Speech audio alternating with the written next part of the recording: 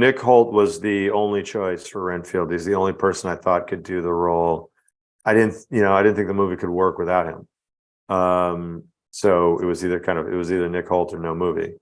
And fortunately his schedule worked out and he wanted to do it, but he's absolutely the only person I saw playing Renfield. As far as Cage goes, we were always given lists and for of people from the studio or from casting, of people that are that could play this role. And Cage had come up and I was worried that the studio wouldn't get behind it. I just didn't know if they would get it, you know what I mean? Because they were really big on Dracula, kind of, they kept talking about, menacing, that Dracula had to be menacing. And I have had a deep love for Nick Cage's performances since, Valley Girl and Birdie and Raising Arizona. And there's a movie called Kiss of Death where Cage played the bad guy in that movie. And this was like in the 90s when Cage was like really jacked up. So he was really physically menacing, and he was also just his performance is menacing. But what he also in that movie, he's a guy who's super menacing, and yet he's an asthmatic. He's got asthma, and so he's got a puffer. So he's got this incredible sense of like menace and vulnerability together. And I just knew he could do. Plus, I mean, he's super funny, and he's one of my favorite actors. He's a movie star. He's brilliant.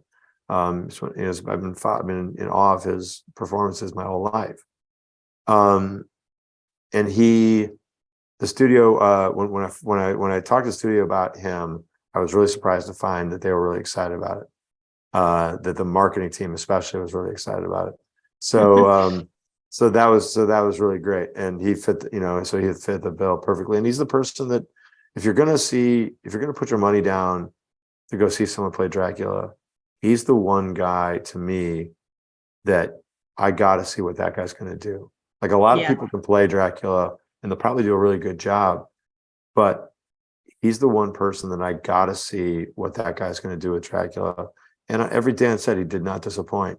He was always coming up with something really new, really funny, really interesting, really sad. Like he found all these nuances all the time, and he's always searching for something that feels different and real. And he's really, really amazing to work with. I love working with Cage. Yeah, and just a super final question, because I'm aware we're sort of out of time. Just on that, saying the marketing team was so up for him. I don't know if you were aware of when the first pictures kind of came out of set of Nicolas Cage in costume as Dracula, and how everybody lost their minds. In the red velvet. I don't know if that kind of came back to you guys at all, and you were just like, yes. Well, I don't know if the response came back, but we were very aware that somebody had taken photos, because it was like he was walking between trailers on set or something like that. And but that red velvet was one of my favorite costumes that Lisa Lavas and came up with, and her team came up with, and Cage wore amazingly. I love the way he looks in that with the rings and everything else. He's great. We were really excited that, and I'm glad people. I was actually really happy that I love when people get a look behind the scenes and stuff like that.